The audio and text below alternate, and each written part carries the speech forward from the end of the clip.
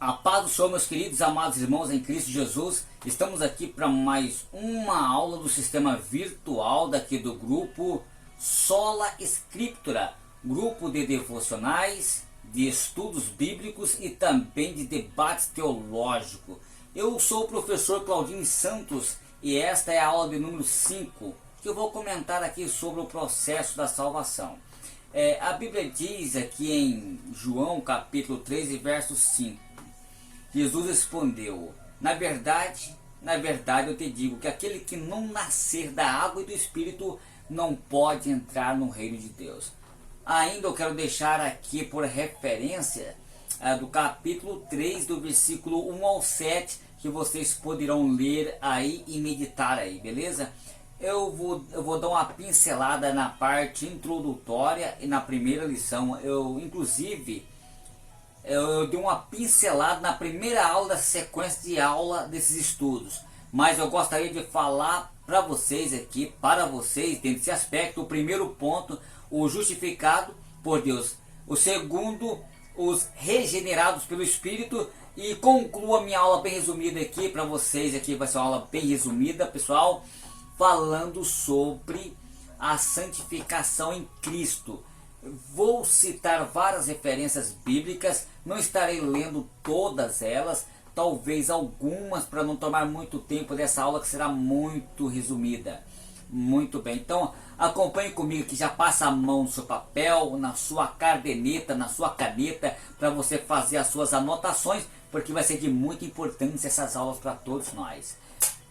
Muito bem, então o processo da salvação na vida do crente, ela se dá em três aspectos: na justificação outorgada por Deus, na regeneração operada pelo Espírito Santo e na santificação como consequência de uma vida com Cristo. Todo esse processo é alcançado pela fé na crucificação e também morte e ressurreição de Cristo Jesus, o nosso Senhor. Então, dentro do primeiro aspecto, justificados por Deus. Primeiro, a natureza da justificação. Então, a justificação, ela invoca a ideia de um tribunal jurídico em que terríveis e verdades acusações contra nós, mas que por meio do sacrifício de Cristo expiatório e também substitutivo de Cristo se tornaram nulas, como a gente observa aqui em Romanos, no capítulo 4, do versículo 24 ao 25. Muito bem.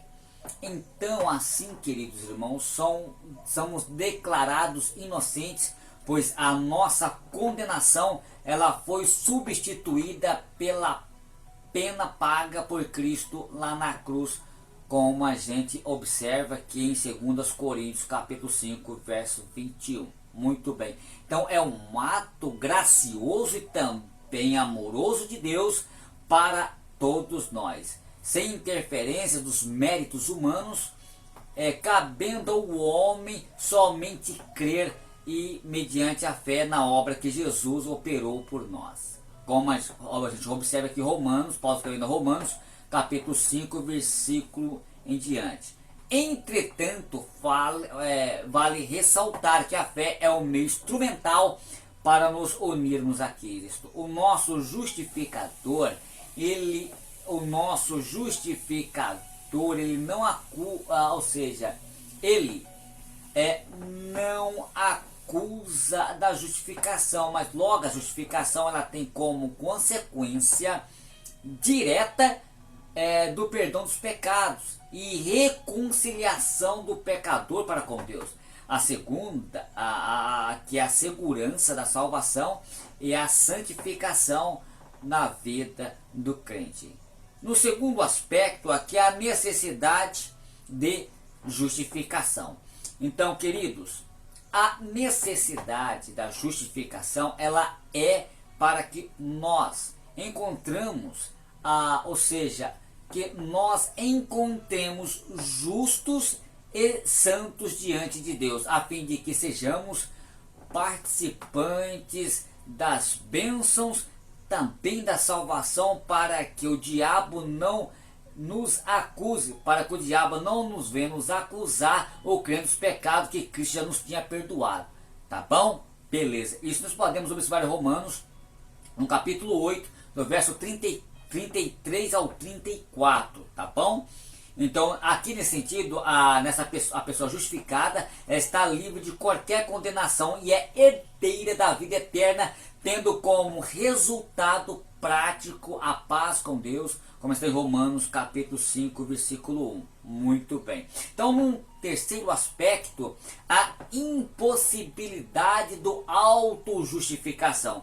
Então, eu quero falar aqui sobre a impossibilidade da autojustificação. Os que reconhecem a necessidade de justificação são alcançados por ela.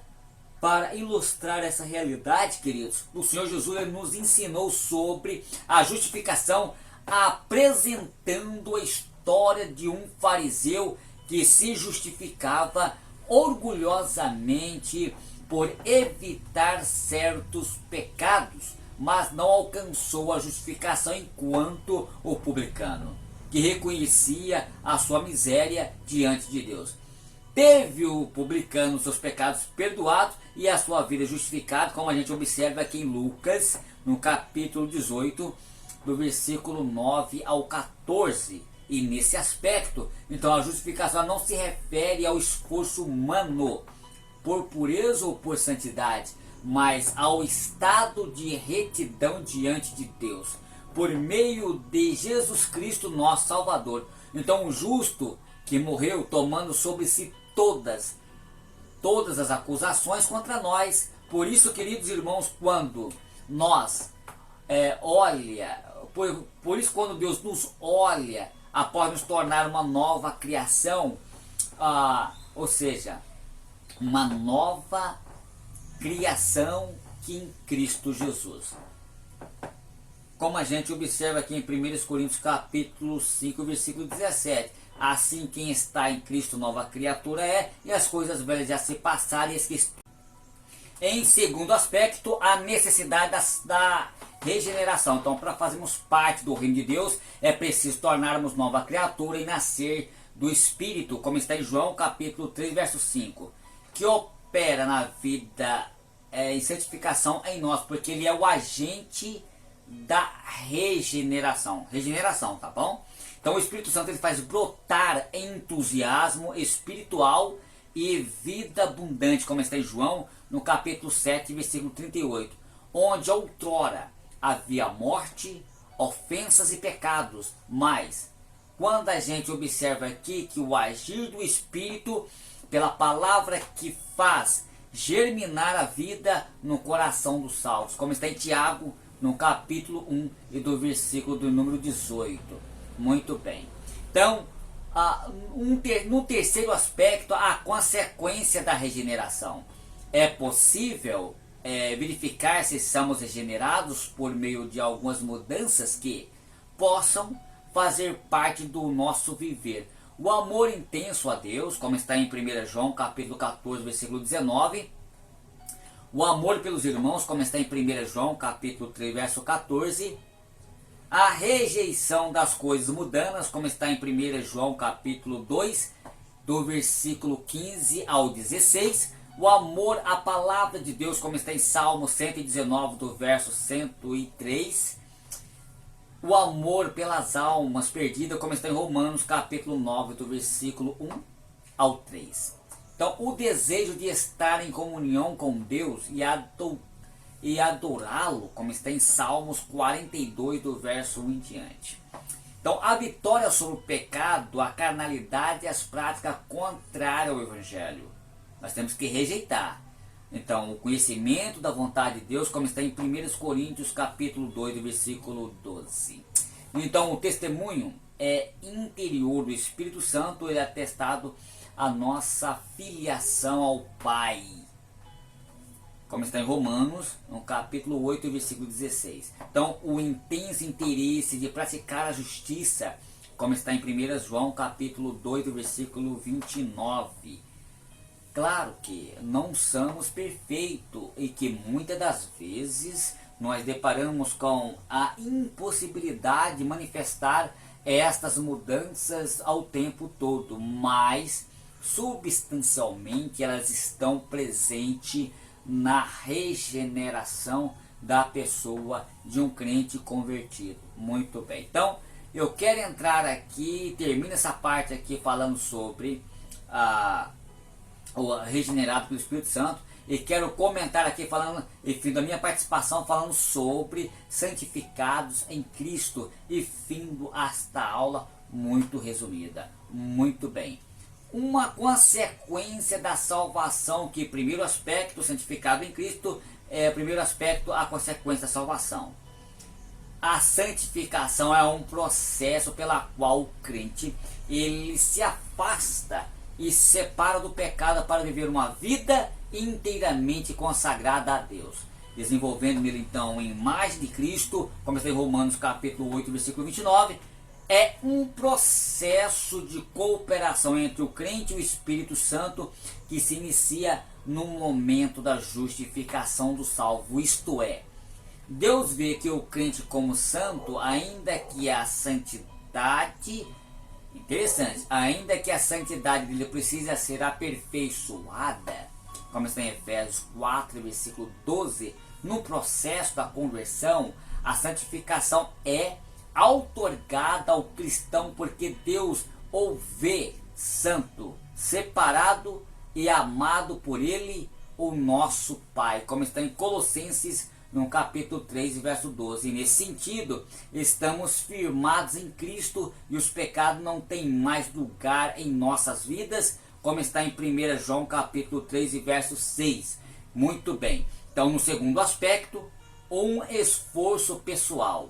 No segundo aspecto, eu quero comentar aqui sobre um esforço pessoal. Muito bem. As Escrituras revelam que devemos almejar e priorizar a santidade. Como está em Hebreus, o autor aos Hebreus no capítulo 12, verso 14, pois a nossa natureza pecaminosa insiste em resistir este processo. Como está em Romanos capítulo 7, versículo 14 ao 21.